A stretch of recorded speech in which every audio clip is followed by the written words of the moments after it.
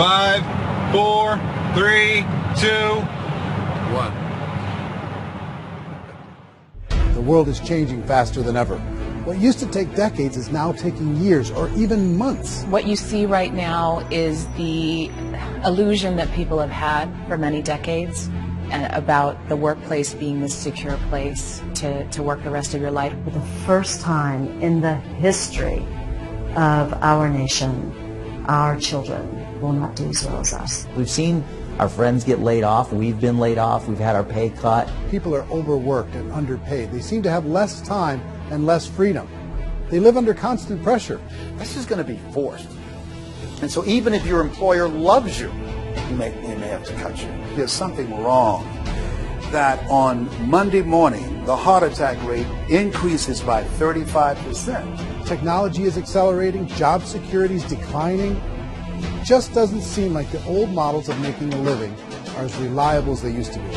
Every aspect of our lives, there's a better way out there, but we're still doing it the old way. We live in the greatest country on the planet, and there are a lot of people sitting around complaining and being cynical. Like everyone's whining about this old model, and I'm like, why don't you leave it? Look at all this over here. Look at all this opportunity. Since so much of our lives revolve around our work and the way we make our living, many people are thinking there just has to be a better way. The biggest challenge facing our world today is not making money, is what are we going to do with all the displaced, unemployed people?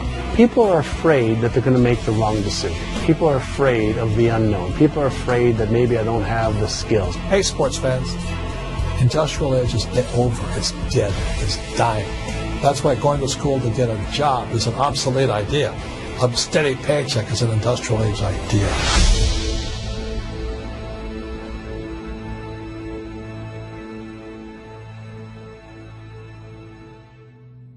It's the search for answers that has brought us here together today. My name is Eric Wórry, and for almost 30 years I've been an entrepreneur, struggling at times, but ultimately succeeding. As a best-selling author, speaker, and business owner, I've spent my entire career helping millions of people around the world to become entrepreneurs. And I believe strongly that there is, in fact, a better way when it comes to how we make a living. The career landscape has changed dramatically, and many are still working in a model that is completely out of date. What worked for previous generations isn't working as well for people today. In this film, we're going to explore 3 important questions. First, what's really going on in our working world today? Second, in this new economy, is it better to become an entrepreneur, or is it safer to work for someone else? And third, if a person decides to become an entrepreneur and start their own business, how can they do it without taking on massive risk? To help in this journey, I've brought together some of the greatest experts and thought leaders in the field of entrepreneurship to share the real facts with you. My intention is to give you new information that will allow you to make choices that are not limited by an old, outdated model. Let's start by understanding what's going on in our working world today.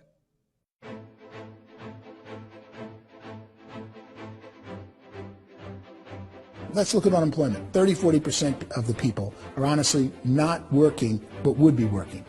What our government does is if you haven't found a job in 6 months, we don't call you unemployed. We pretend you dropped out of the labor force. I've often said that unemployment, particularly structural unemployment, that's unemployment due to technological changes, is the first sign of economic growth. Think of it, 10 people live on an island. They go out every day and fish. One day, new technology shows up. A missionary brings them a net. Now, using the net, one pilots the boat, one throws the net. 2 fishermen can do all the work 10 used to. That's a 500% increase in productivity, 2 doing the work of 10, in one day. You don't have to learn a lot to learn how to throw a net instead of throw a fishing line. The island's got a big problem, 80% unemployment.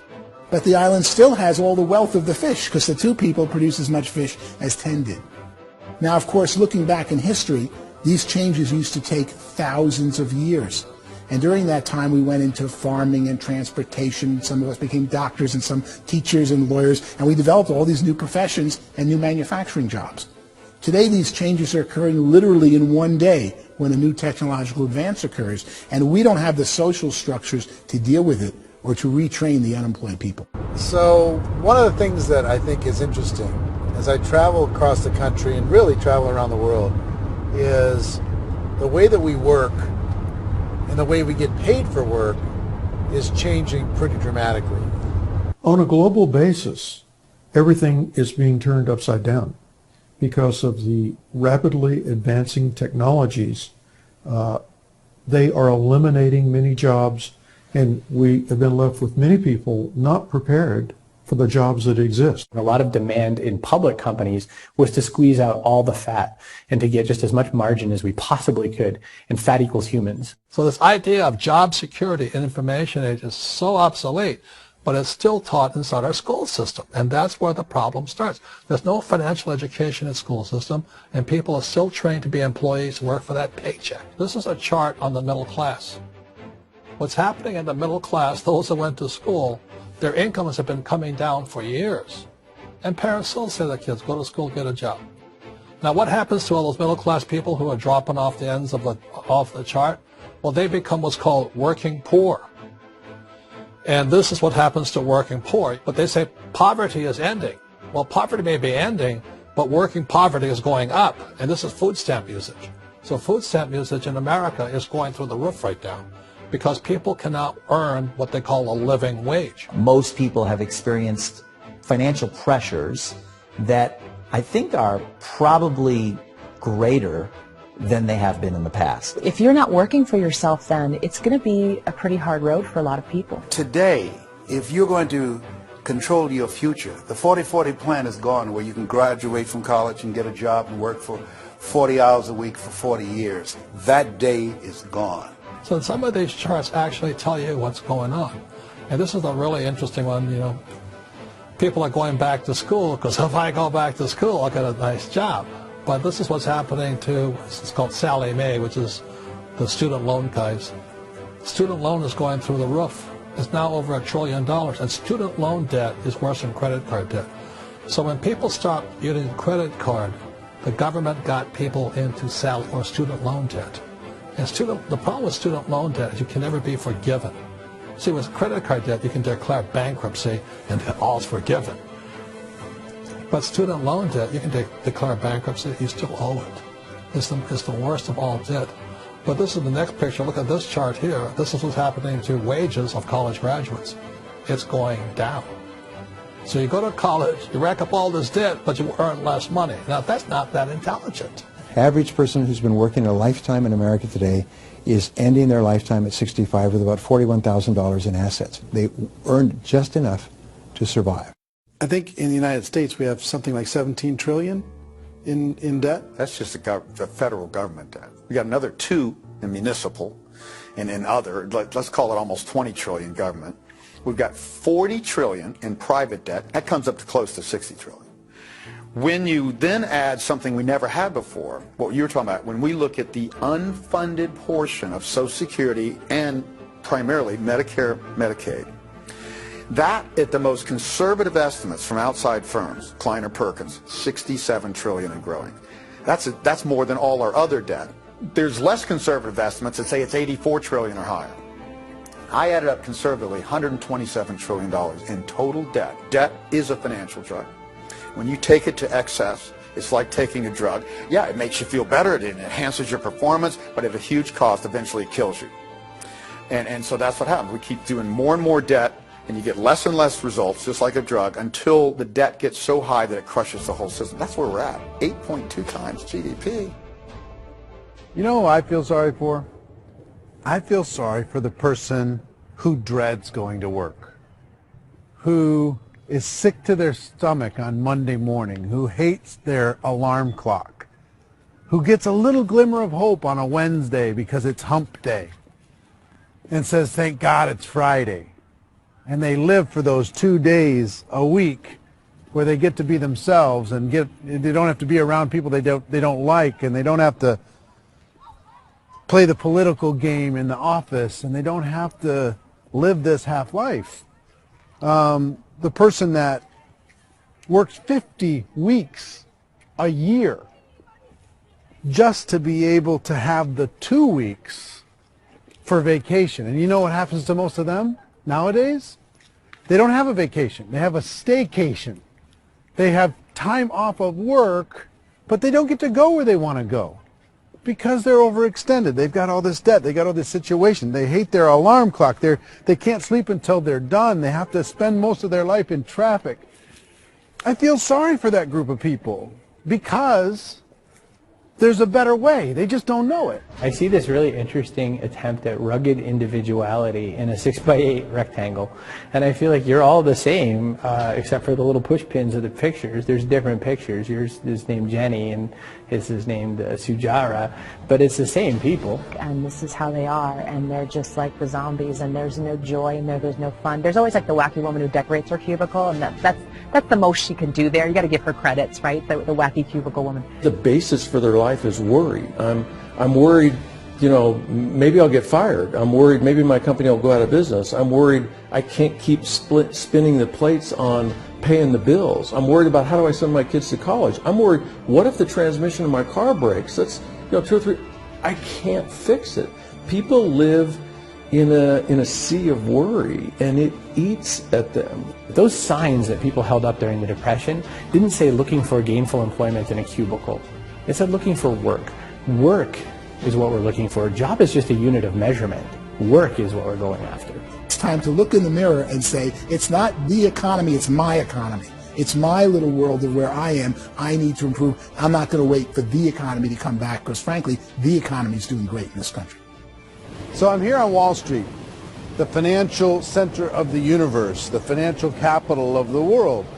This is where most people's money goes to at least be held for a time, right?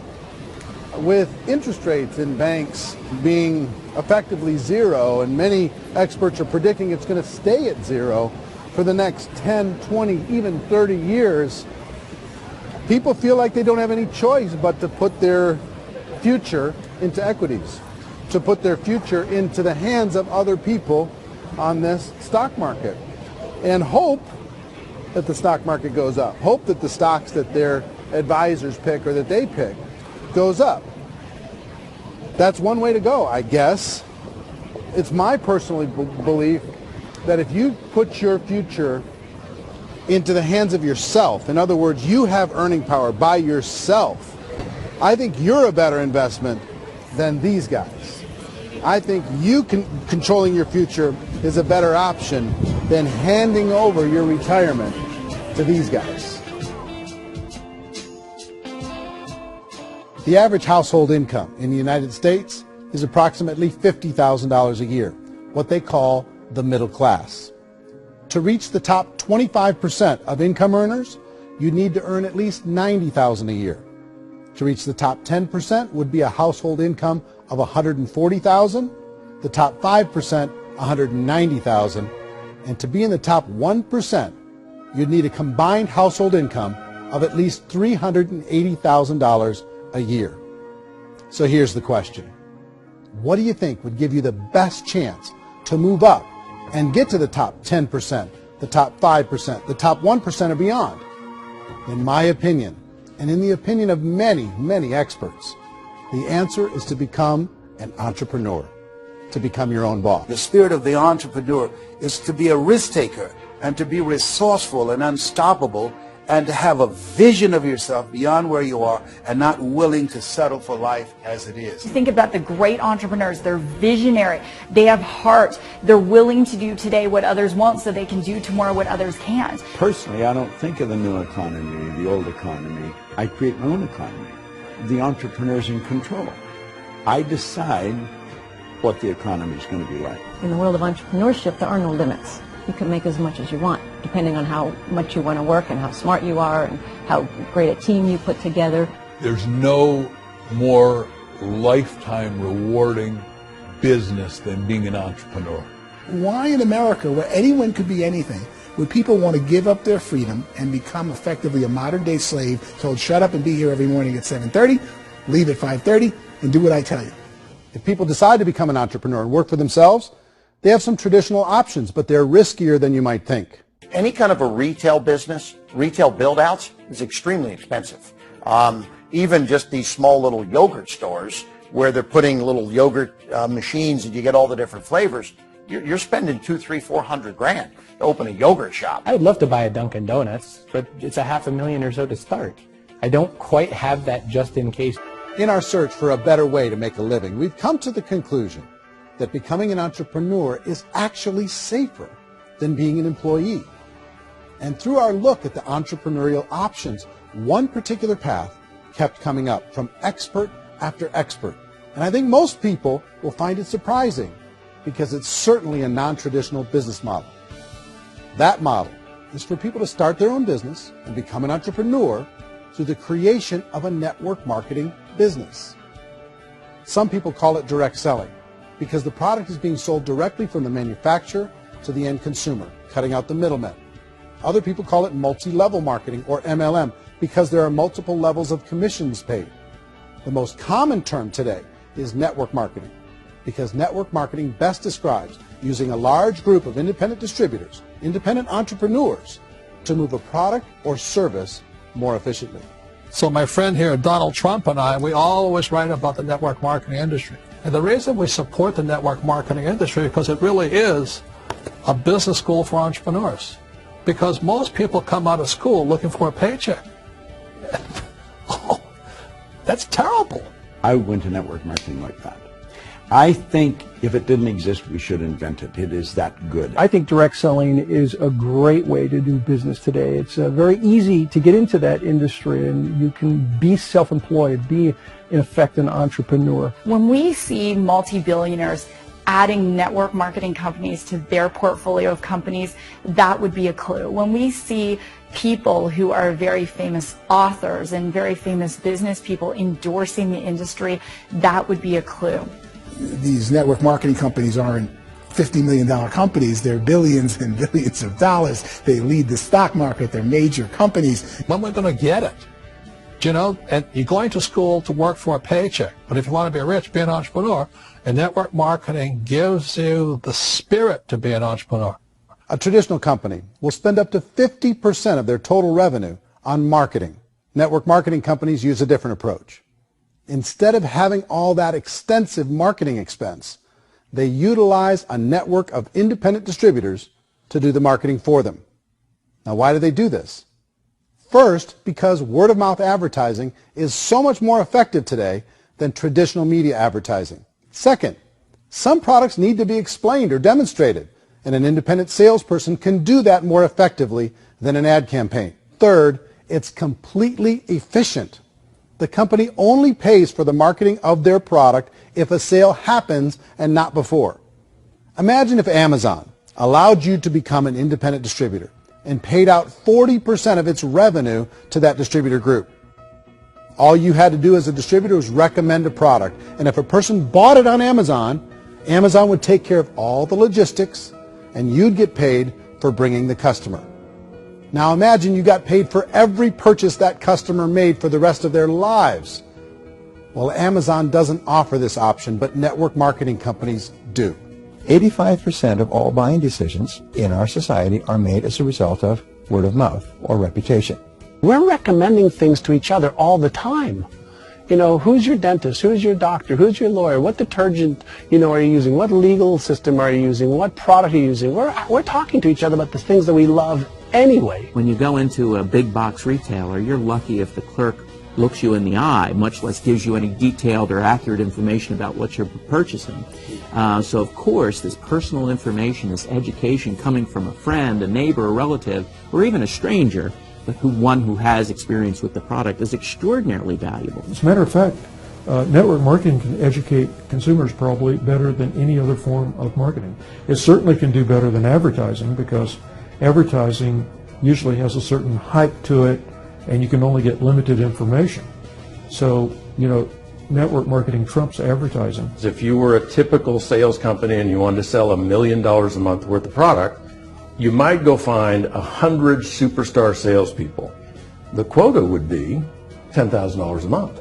So network marketing as a distribution system just flips the numbers. So we use 10,000 happy, raving fans of a particular product, and we don't concern ourselves so much with how much product each one of them individually sells.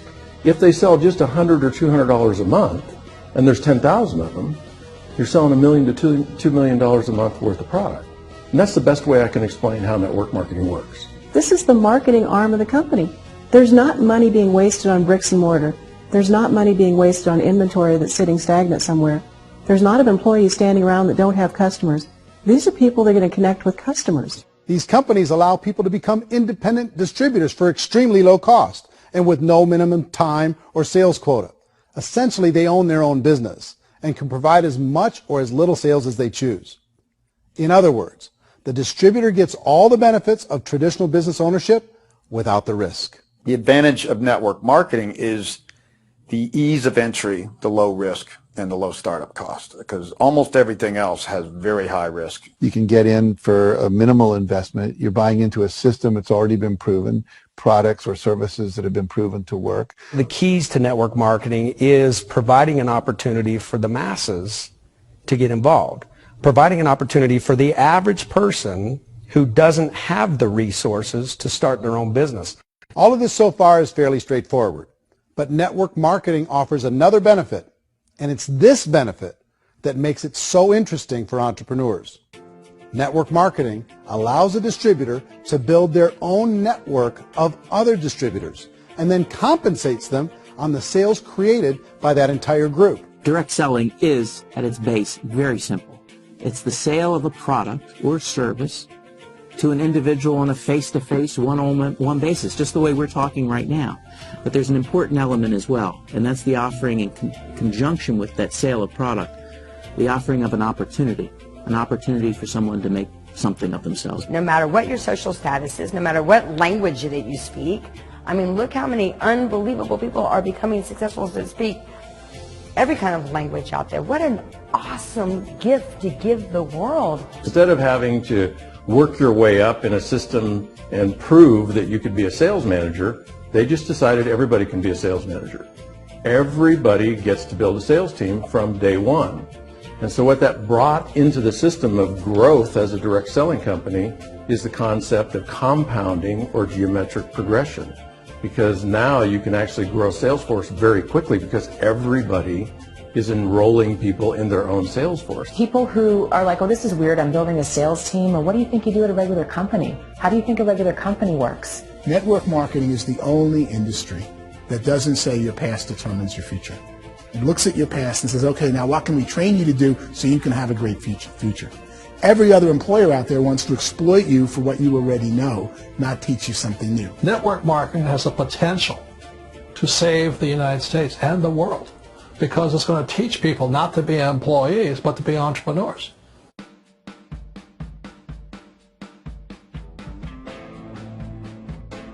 According to the Direct Selling Association, if you add up all the network marketing companies around the world, they combine to do over $178 billion a year in retail sales. To give you an idea of how big that really is, the NFL, the National Football League, does approximately $9 billion a year. The music industry does a little more than $16 billion a year, and the movie industry does about $80 billion a year. Using a conservative average, network marketing companies pay their distributors about 40% of that $178 billion in the form of commissions, which adds up to more than $71 billion a year. That's almost $6 billion a month. It's almost $200 million in commissions every single day. So it's certainly working, and people are making serious money in network marketing.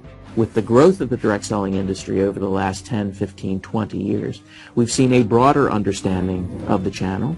We have seen more and more people getting involved in the business, so our penetration in the marketplace has increased, and thus the understanding in the marketplace of who we are has increased. And we've seen non-direct selling companies look at the direct selling model and say, something's going on there.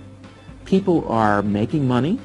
Companies are being profitable, individuals are being motivated, product is being delivered to market. Maybe we should explore this. Some people think only the people at the top make money. Well, let's take a look at that as well. In the network marketing profession, there are roughly 500 people in the world who earn over $1 million a year. If you round that number up to $2 million a year, that adds up to about $1 billion a year. That takes the $71 billion paid out each year down to $70 billion. So where does the rest of the money go? The vast majority goes to part-time people making anywhere from a few $100s a month to many thousands of dollars a month. It goes to people who choose to make it a full-time career move and earning even more than that. Every day, people are using the money they earn through network marketing to pay off debt, have more fun, and improve the quality of their lives. Everyone I know in network marketing has been doing that since the 50s. They go to work when they want to go to work. They stop working when they want to take time with their children to have a leisurely breakfast and discuss issues and drive them to school. They go back to work when they get home, wherever they're working out of. The biggest thing that I've seen is people that have become much happier in their life. MLM has probably made more millionaires of more people in more countries, and I've spoken to them in 67 countries, than any other single form of business, starting from nothing. If they have a choice between working a job for the next 10 years or working a network marketing business for the next 10 years, the result of working the network marketing business will be better. A lot of people within the industry go on and make this a career and do extremely well at it. Network marketing has been nothing but good for everyone I know that's been involved with it because they did it seriously and they played full out and they've been very successful. It's been a constant barrage of success stories and people showing off stuff they got as a result of it. How many people are involved?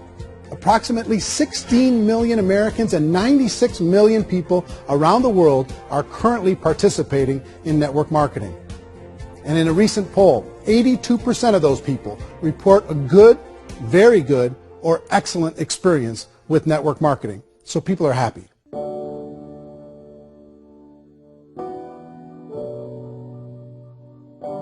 So I've taken a look at the network marketing profession and really tried to understand why so many people are confused as to the validity of this as a business. One is this pyramid shape. People get really messed up with this pyramid. Oh, it's one of those pyramid things. So I just think there are a lot of haters out there who really don't understand the industry and say, oh, it's a get-rich-quick scheme. It's a pyramid. Well, corporate America is a pyramid scheme. You know what I mean? It goes like this. You have thousands of MBAs, let's say working for Ford or General Motors or Coca-Cola. If all these MBAs are all trying to get to here, that's a pyramid. Only one guy's going to make it. Every 10 years, one's going to make it. Whereas you look at network marketing, it's like this. So you're here, and your job is to develop other CEOs coming up behind you. So it's an inverse pyramid. In network marketing, it's a very simple concept. If you sell product, you get paid. It is paid based on production. There is no first mover's advantage. There is no investment component where the more somebody spends, the more they're entitled to make. So the two are polar opposites of each other. It doesn't matter what shape the company is or the compensation plan is shaped, whether it's a circle or a pyramid or a triangle or a trapezoid, it doesn't matter. If compensation is coming primarily from recruitment, then you've got a problem. On the other hand, if an operation is basing their compensation to participants on the basis of sales, even when those sales are generated by people you've recruited, well, then you're a perfectly legitimate enterprise. That's the legal test, it's the practical test. Another issue that's been true in the past that is no longer true now is people used to be in network marketing loaded up with products that they couldn't sell, and they ended up a loser. They ended up with a bunch of product in their garage, they ended up with a bunch of products sitting in their kitchen shelves or whatever, and they thought they could sell it, and then they weren't willing to or able to sell it, and they ended up with a bunch of stuff, and they were bitter about it. There was this thing called front loading where you had to buy, if you bought $25,000 worth of product, you got better commissions and all this. Today, it's almost all done by computer. It's direct mail, comes from a warehouse somewhere else. You don't have to have all this inventory. You don't have to stock up. It's a paperless world now. Most of it's done online. You have a back office that really works. And I mean, the technology has changed everything. Third issue is people start talking about 99% of people in network marketing don't make any money. Well, we've talked about that over the course of this journey together. Almost $200 million a day is being paid out to network marketing distributors around the world. The naysayers, the people who say that it doesn't work, are usually the ones who just don't know how to make it work for themselves. And so they're giving you an opinion, and I tell people, don't confuse people's opinions with expertise, because opinions are free.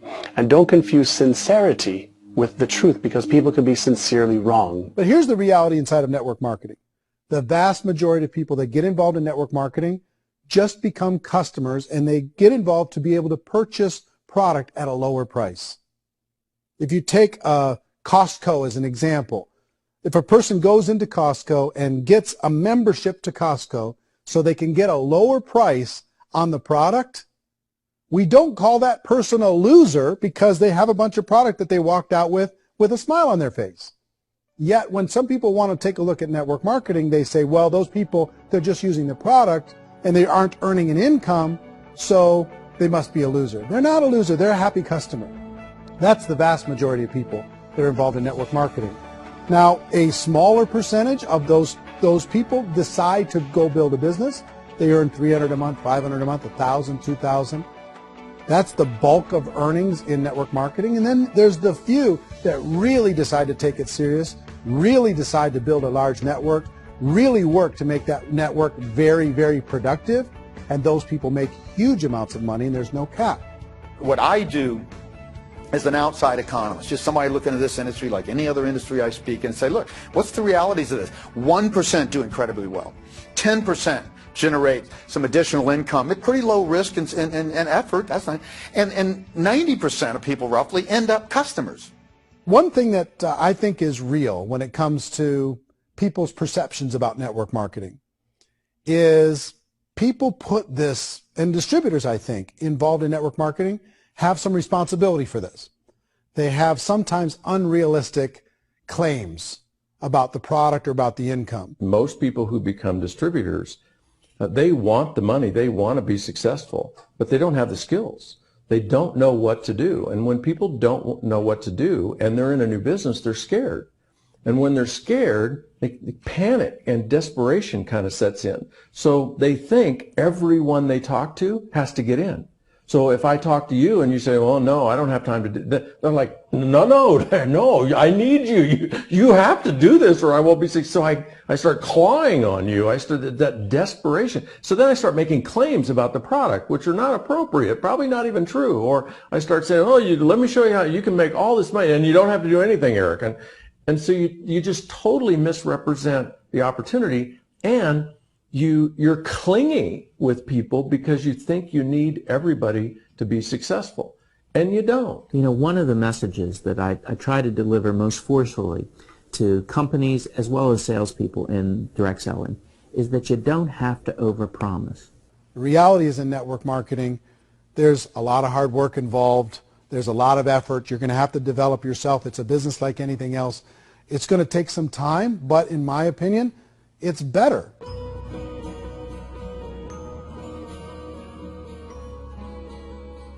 It's light years better for people starting today than it was even 5 years ago. I think it's more widely accepted now, and people understand it is a business. It is being an entrepreneur. It is being a business owner. Our belief system is based upon our evaluation of something, and frequently if we reevaluate a situation, our belief about that situation will change. The industry has changed and it's grown up. It's totally transformed. You've got young people today that have grown up with social media, and they understand networks. They understand how people are connected through technology, and they understand how money flows through those networks. So when they see network marketing, they don't see it the way their parents saw it. And we've all learned, the larger industry that you represent, has all learned from those mistakes and flaws and errors that have happened early on. Early algorithms didn't work the right way.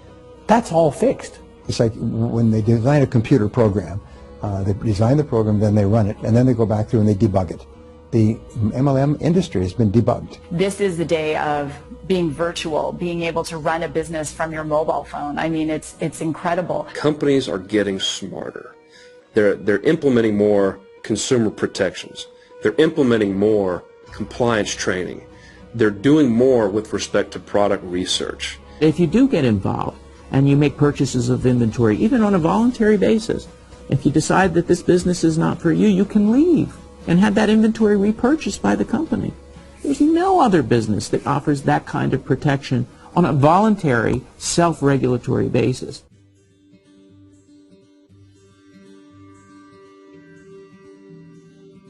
If you decide to look further into a network marketing business in order to generate more cash flow for your family, I would recommend reviewing the following 4 elements. First is the product or service. And on the product or service, I would ask 5 important questions. 1, do you like it? Is it something you would feel comfortable sharing with others? 2, is there a recognized need in the marketplace? It's hard to create a need if one isn't naturally there. Third, does the product meet that need? Does it solve a legitimate problem for consumers? And fourth, is it priced to sell? Can it compete in the marketplace? And fifth, is it priced for profit?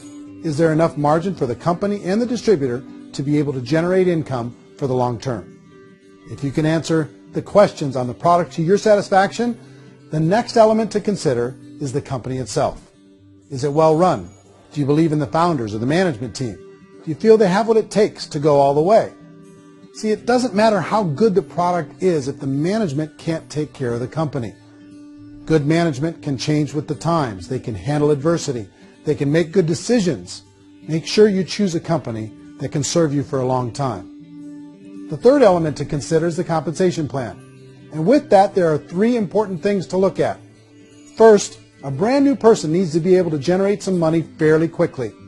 It may be an obvious reason, but you can probably imagine the ripple effect of a distributor getting involved and having even a small victory fast. That can only help with the overall success of the organization. Second, a person should be able to develop a moderate part-time income in a reasonable period of time. As they develop their network and as their sales grow, they should be able to enjoy more benefits. And third, for the people who are really serious, for those who decide to really go pro in the network marketing profession, there should be the possibility to make a serious full-time income if they work hard and are committed to developing their skills. If you're comfortable with the product, the company, and the compensation plan, the last thing you should look at is the support that will be made available to you. Does the company have a website? Does it have a solid online reporting tool? Do they have comprehensive training available? Do they host events to help you build your business? If you decide to do this, what kind of a support system can you plug into? Choosing a network marketing company is a personal decision. But evaluating the 4 elements of product, company, compensation plan, and support is a great place to start. Is the company promising that you're going to get rich quick or that you can make a lot of money without a lot of effort? That's a red flag. Is there a product that you really believe in that you think can be sold? Or are you being told by salespeople or the person who's trying to recruit you or by the company itself that don't worry about the product, all you have to do is recruit other people into the business? Red flag, warning sign. If you're hearing that, take a second or even a third look. Get to know the customers, the products, the business, have some success, and see where the opportunities might take you to move up in the organization. You want to find out how concerned are they about my education, my training, and my development? Is there a space for me to grow? Most important question.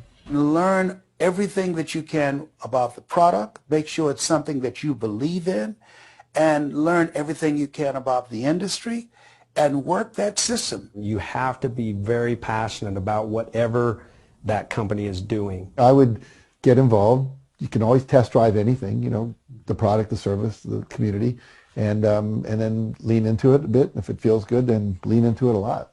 Behind me is the Lincoln Memorial. And this is a place where Martin Luther King Jr. had his famous "I Have a Dream" speech. And at that speech, he talked about his dream for equality for everyone around the world, and that's a noble dream.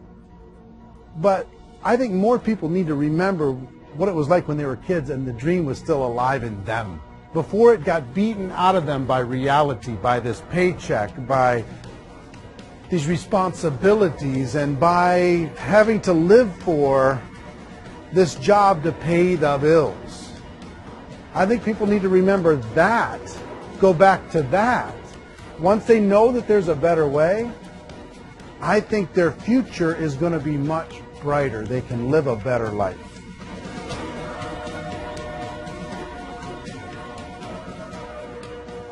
So if you're considering getting involved in a network marketing company, let me offer you just a few pieces of advice.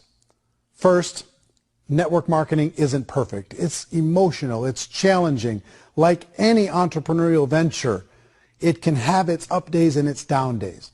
But if you have an entrepreneurial bone in your body, it's just better. Second, if you're going to do it, decide to be professional. Decide to go pro. It's better to do that than just be this amateur sticking your toe in the water. Third, as any professional, you're going to have to learn some new skills. And I promise you, inside of the network marketing profession, they're not too difficult to learn. Fourth, like anything worthwhile, it's going to take some time. Don't expect that you're going to get to the finish line right out of the gate. And fifth, it's worth it. It's worth it to be able to take charge of your life again. It's worth it to be able to control your own financial situation. It's worth it for the people you're going to be able to spend time with. It's worth it for the things you're going to be able to see and the experiences you're going to be able to experience. It's worth it for the causes you're going to be able to contribute to, the lives you're going to be able to touch, the customers you're going to be able to help, the friendships you're going to be able to develop. I promise you, it's worth it. Remember, most people are searching for answers just like you are. But I do have to tell you the catch to network marketing. If there is a catch, if you want to understand this from an emotional point of view, people say, well, it sounds too good to be true. It's not. It's hard work. But here's the catch. Most people still don't understand it. So you're going to have to endure the loss of social esteem from ignorant people. The uneducated will think less of you. Now, if you can handle that, you're on your way. If that's going to destroy you, you know what? Entrepreneurship in general probably isn't in your future. If you can face that catch, you can become unstoppable. I want everyone to really contemplate this if they're not in network marketing. You're in a job, you probably have a mortgage, you have rent, you have debt, whatever's going on. You're in a prison. You work just hard enough to keep them from firing you, and they pay you just enough to keep you from quitting. Come on! I've been there, done that, and bought that t-shirt. In network marketing, if you run into failure, it's really just a homework lesson for yourself. There's no one to blame. You really have no excuse not to be successful. You just don't. People don't want to hear that, but there's so much available to you. If you want to be a good network marketer, be a student to the people above you, be a fellow traveler to the people on the same level, and be a teacher to those below, and know when it's appropriate to do which. People who are not afraid of asking people to buy things, or not afraid of persuading people with a chance they may say no, these people own the future. Nothing happens until something moves. So you got to go move, you got to go do something, or nothing's going to change in your life. In the beginning, you're going to do a lot of things that you don't get paid for. But as you go down the road, you get paid for a lot of things that you don't do. And your job is rehabilitate the spirit, the entrepreneur spirit in all of us. You get it back. You either give it a strong yes or a strong no, but no wishy-washy, dilly-dally stuff in the middle. There's dreams and there are nightmares, but I believe that the biggest nightmare of all is when you don't pursue your dream. You're going to see some monumental growth in this profession. It's an exciting, exciting time to be involved in the network marketing profession. The next 10 years, I see just exponential growth. When that tipping point comes, it's not a matter of asking somebody, have you ever heard about network marketing? You're really asking them, which company are you building your wealth in? We are here to fix the world, to improve relationships with other people, to improve other lives. And the real reward comes as an entrepreneur at any level from teaching somebody something and watching them soar. There is no greater reward.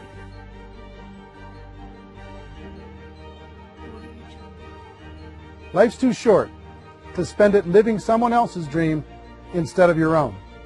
It's too short to spend it living at a fraction of your potential. Can being an entrepreneur be a challenge at times? Sure. But here's what you get in exchange. It can be yours. Something that you built, something that you created, something that you made happen. This balloon represents your dream. It represents entrepreneurship. My wish for all of you is that you would reach out and grab it. The choice is up to you.